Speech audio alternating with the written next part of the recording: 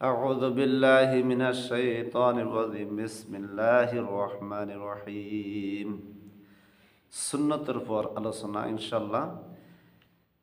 أعوذ بالله من الشيطان الرجيم بسم الله الرحمن الرحيم قل إن كنتم تحبون الله فاتبعوني يحببكم الله ويغفر لكم ذنوبكم والله غفور رحيم। আয়াতে কারিমা সূরাতুল আল ইমরান 31 নম্বর আয়াতে আল্লাহ পাক রব্বুল আলামিন বলেছেন, হে নবী বলেন, যারা আমাকে ভালোবাসবে তারা যেন আমি আল্লাহ আমার নবীকে তারা যেন ভালোবাসে। আমার নবীকে যদি তারা ভালোবাসে তাহলে বিনিময়ে আমি আল্লাহ তাদের জন্য জীবন যৌবনের গুনাহ মাফ করে দিব এবং আমি তাদের প্রতি ক্ষমাশীল। সুবহানাল্লাহ। কোরআনুল কারিমের ভিতরে কোনো আয়াতের সর্বপ্রথম যদি কুল বলে, আয়াতের সর্বপ্রথমে আল্লাহ পাক রব্বুল আলামিন নবীকে সম্বোধন করে বলছেন, কুল বলেন, হে নবী বলেন, ইন কুনতুম তুহিব্বুনাল্লাহ, যারা আমি আল্লাহকে যারা ভালোবাসবে তারা যেন আমি নবীকে যেন তারা যেন আপনাকে অনুসরণ করে, আপনার অনুসরণ ইত্তেফা করে। ফাত্তাবিউনি, ফাতা বা আইন শব্দের অর্থ হইল নবীকে দেখে চলা, নবীকে অনুসরণ করে চলা।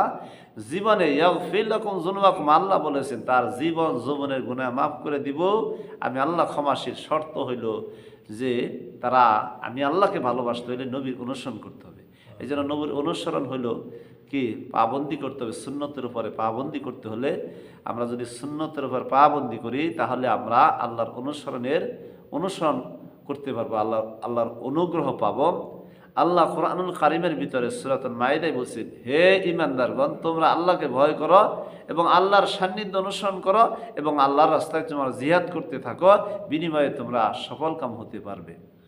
তো এখানে যে আল্লাহ পাক রব্বুল আলামিন ভয়ের কথা বলছেন, যে আল্লাহ পাক রব্বুল আলামিন কোরআন যখন নাজিল করছেন নবীর উপরে, নাজিল করার পর নবীর মাধ্যমে আল্লাহ দুনিয়াতে সমস্ত কিছু বলে দিয়েছেন। এই জন্য বলছেন যে আমার নবীকে অনুসরণ করলেই, আমার নবীর অনুসরণ করলেই তার আল্লাহর অনুসরণ হয়ে যাবে। যে ব্যক্তি নবীর অনুকরণ করবে, তার আদর্শ মেনে চলবেই, তাহলে আল্লাহর অনুকরণ তার ভিতরে এসে যাবে। এই জন্য আল্লাহ পাক রব্বুল আলামিন কোরআনে যত জায়গায় কথা বলেছেন সর্বত্র নবীকে উদ্দেশ্য করে বলছেন, হে নবী বলেন, এই কথাটা বলছেন। এই জন্য হাদিসে রাসূলুল্লাহ সাল্লাল্লাহু আলাইহি সাল্লাম বলছে, মান আহাব্বানি সুন্নতি ফাকাদ আহাব্বানি সুন্নতি মাই ফিল জান্নাহ। আর রাসূল সাল্লাল্লাহু আলাইহি সাল্লাম বলেন হাদিসে, যে ব্যক্তি সুন্নতের অনুসরণ করবে সে ব্যক্তি, রাসূল সাল্লাল্লাহু আলাইহি সাল্লাম বলছে, সুন্নতের মহব্বত করবে, সুন্নতের মহব্বত করার কারণে সে আমার সাথে জান্নাত থাকবে। সুবহানাল্লাহ। এখন দেহের ভিতরে সুন্নত আছে, দাইমি সুন্নত যেটা বলি, 10টি সুন্নত গুরুত্বপূর্ণ। আমরা যদি এই 10টি সুন্নত যদি আমরা অনুসরণ করে চলি তাহলে আমাদের সুন্নতে অনুসরণ করার মাধ্যমে আল্লাহর অনুসরণ এসে যাবে, আমাদের ভিতরে আল্লাহর অনেক রহমত বরকত এসে যাবে। তার মধ্যে আমি 10টি সুন্নত বলতেছি, দেহের মধ্যে যে আমাদের 10টি গুরুত্বপূর্ণ সুন্নত।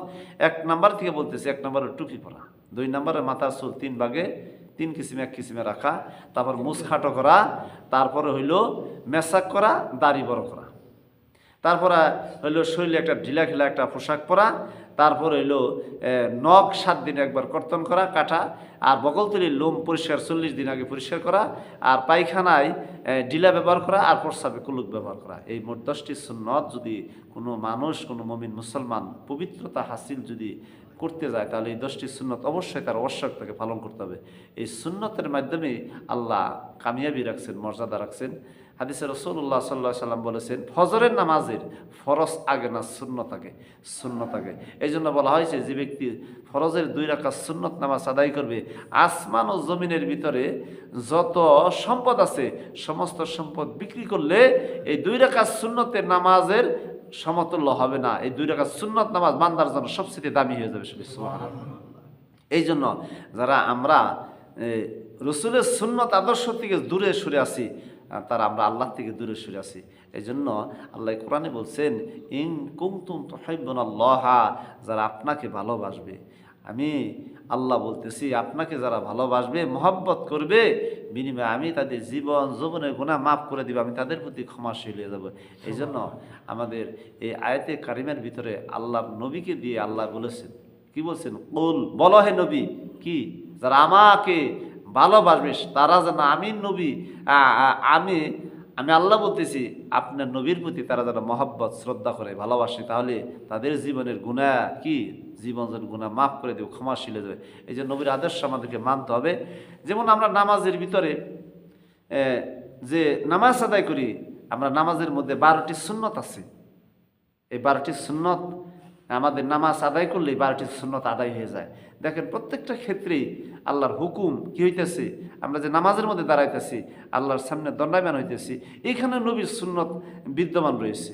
যেরকম দুই হাত উঠানো, এটা সুন্নত, দুই হাত বাঁধা সুন্নত। তারপরে নামাজের ভিতরে সানা পড়া সুন্নত, নামাজের ভিতরে আউযুবিল্লাহ পড়া সুন্নত, নামাজের ভিতরে বিসমিল্লাহ পড়া সুন্নত, নামাজের ভিতরে প্রত্যেক উঠা বসা আল্লাহু আকবার বলা সুন্নত, নামাজে সূরা ফাতিহা শেষে আমিন জোরে বলা, আমিন জোরে বলা বা আস্তে বলা। আমরা যেমন আস্তে বলি এটাও সুন্নত, আস্তে বলাও সুন্নত, জোরে বলাও সুন্নত। এনে দ্বিমত করার কিছু নাই। কোনো ভাই যদি সুন্নত যদি জোরে বলে তাহলে সুন্নত আদায় হবে, কোনো ভাই যদি আস্তে বলে সেটাও সুন্নত আদায় হবে। এই নিয়ে আমরা ঝগড়া ফেসাদ করি, এই নিয়ে আমরা ঝগড়া ফেসাদ না করি। তারপরে হইলো রুকুর তাসবিহ পড়া, রুকু হইতে সামি আল্লাহু লিমান রব্বানা লাকাল হামদ বলা সুন্নত। তারপরে সিজদার তাসবিহ পড়া, তারপরে দুরূদ শরীফ পড়া, দোয়ায়ে মাসুরা পড়া, এগুলো কি নামাজের ভিতরে সুন্নত। আমরা যদি এই সুন্নত আদায় করতেছি, এই সুন্নতের কি মর্যাদা বোঝানো হয়েছে যে সুন্নতের পাবন্দি করতে পারলে আল্লাহ বলছেন কোরআনুল কারিমের ভিতরে বলছেন, হে নবী আপনাকে যারা ভালোবাসবে, আপনাকে যারা মহব্বত করবে, আপনার সুন্নতকে যারা অনুসরণ করবে তাদের জীবনের গুনাহ কি যৌবনের গুনাহ আমি আল্লাহ মাফ করে তাদের প্রতি ক্ষমাশীল হয়ে যাবে। এই জন্য আমরা দেশ ও বিদেশে যারা আছি আমরা এই সুন্নতগুলা পালন করি। দেহের ভিতরে যে 10টা সুন্নত আছে, আমরা যে গুরুত্বপূর্ণ একটা বিষয় তার মধ্যে হইল 2টা বিষয় হইল দেহ পাকের বিষয় হইল যে পায়খানায় ডিলা ব্যবহার করা। এখন বর্তমানে প্রযুক্তি এসে গেছে, কাপড়, তারপর আপনি যে সাদা কাগজ, তারপর হলো টিস্যু, এগুলো এসে গেছে। আমরা যারা নামাজ পড়ি আমাদের পবিত্র যদি হাসিল না হয় তাহলে আমাদের নামাজ হবে না। এই জন্য পায়খানার ভিতরে, পায়খানায় যখন যাব আমরা ডিলা ব্যবহার করব, প্রস্রাবে আমরা কুলুপ ব্যবহার করব। এটা পবিত্রতা একটা মাধ্যম। তাহলে আল্লাহ রসুলের সুন্নত যদি আমরা কি করি পাবন্দি করি, তাহলে আমাদের ভিতরে রসুলের সুন্নত মানার কারণে আমাদের ভিতরে কি আল্লাহর রহমত এসে যাবে, বরকত এসে যাবে, প্রত্যেকটা কাজে কি হবে আল্লাহর রহমত এসে যাবে। যেমন আল্লাহ পাক রব্বুল আলামিন কুরআনুল কারীম সূরা মুলকের ভিতরে বলছে, আল্লাযী খলাকাল মাউতা ওয়াল হায়াতা লিয়াবলুয়াকুম আইয়ুকুম আহসানু আমালা। এখানে আল্লাহ বলছেন যে আমি হায়াত আর মৌত সৃষ্টি করছি, কে তোমরা কর্মে উত্তম, ওহুয়াল আজিজুল গফুর, আমি আল্লাহ ক্ষমাশীল। আহসানু আমালার শাব্দিক অর্থ হইল 4টা ভালো আমলের, তার একটা হইল ইলম অর্জন করা, শিক্ষা করা। অন্ততপক্ষে একটা মুসলমানের নামাজ পড়তে গেলে, রোজা রাখতে গেলে, হজ করতে গেলে যেটুকু এলেম তার প্রয়োজন, নামাজের ভিতরে যতটুকু এলেম প্রয়োজন এইটুকু শিক্ষা করা কি ফরজ। এটা কি শিক্ষা করা ফরজ। যেমন এলেম শিক্ষা করা হয়েছে ভালো আমলের 4টা শর্ত, একটা এলেম শিক্ষা করা। আমি নামাজের ভিতরে সূরা ফাতিহা জানি না, আমি চেষ্টা করব সূরা ফাতিহা শেখার জন্য। আমি পাশাপাশি আরও 2-4টা সূরা শেখার চেষ্টা করব, যেগুলা কি নামাজের গুরুত্বপূর্ণ বিষয়।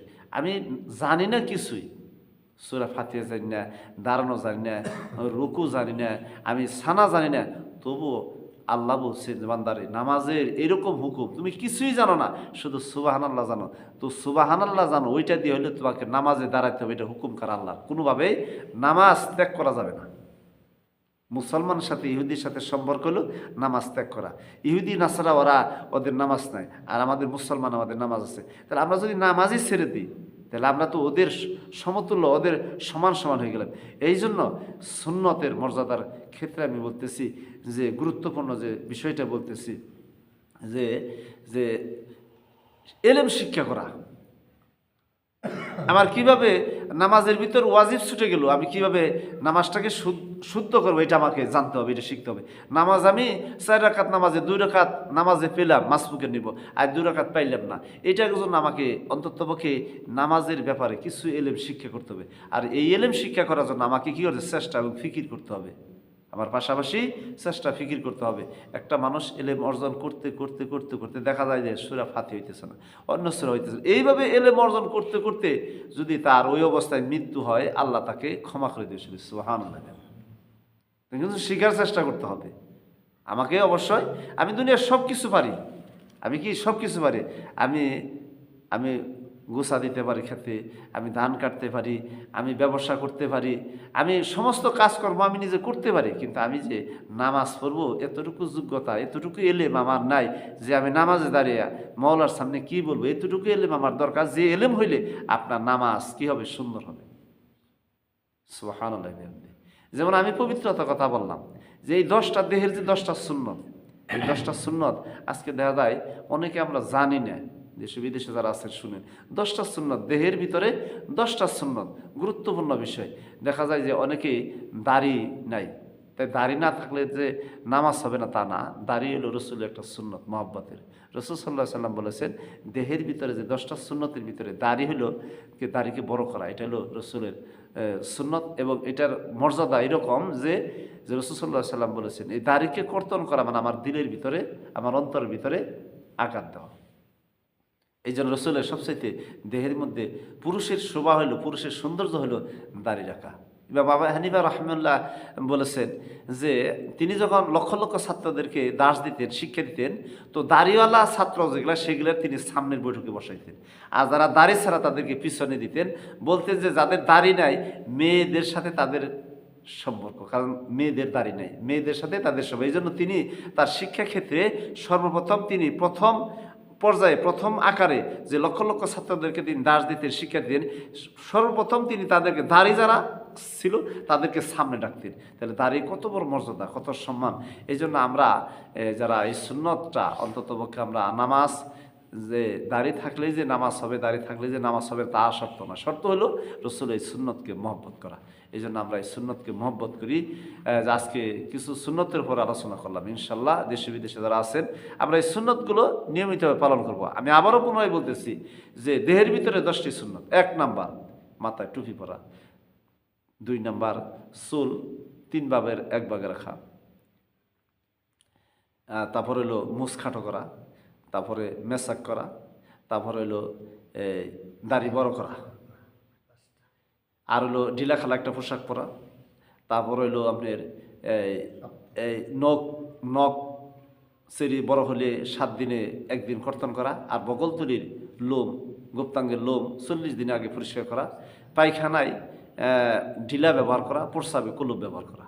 এটা একটা গুরুত্বপূর্ণ একটা বিষয়। দেহের ভিতরে 10টি যে সুন্নত, আমরা এই সুন্নতগুলো কি অবশ্যই পালন করব। আর নামাজের ভিতরে যে সুন্নতগুলো আছে, যে আমরা আজ নামাজ যখন দাঁড়াই তখন আমাদের এই নামাজের ভিতরে 12টি সুন্নত আদায় হয়ে যায়। সকলে সুবহানাল্লাহ। 1 নাম্বার হলো যে 2 হাত উঠানো, এটা সুন্নত। 2 হাত বাঁধা সুন্নত। তারপরে সানা পড়া সুন্নত, আউযু বিল্লাহ পড়া সুন্নত, বিসমিল্লাহ পড়া সুন্নত। তারপরে রুকুর তাসবিহ পড়া সুন্নত। রুকু হইতে সোজায় দাঁড়িয়ে সামি আল্লাহু লিমান রাব্বানা লাকাল হামদ বলা সুন্নত। প্রত্যেক উঠা বসে আল্লাহু আকবার বলা সুন্নত। সূরা ফাতিহা শেষে আমিন বলা সুন্নত। দুরূদ শরীফ পড়া, সিজদার তাসবিহ পড়া সুন্নত। তারপরে হলো দুরূদ শরীফ পড়া সুন্নত, আর দোয়ায়ে মাসুরা পড়া সুন্নত। 12টি সুন্নত। তাহলে এই 12টি সুন্নত অবশ্যই আমরা এগুলো খেয়াল করব, পালন করব ইনশাআল্লাহ। আল্লাহ যেন আমাদের তৌফিক দেন। আমরা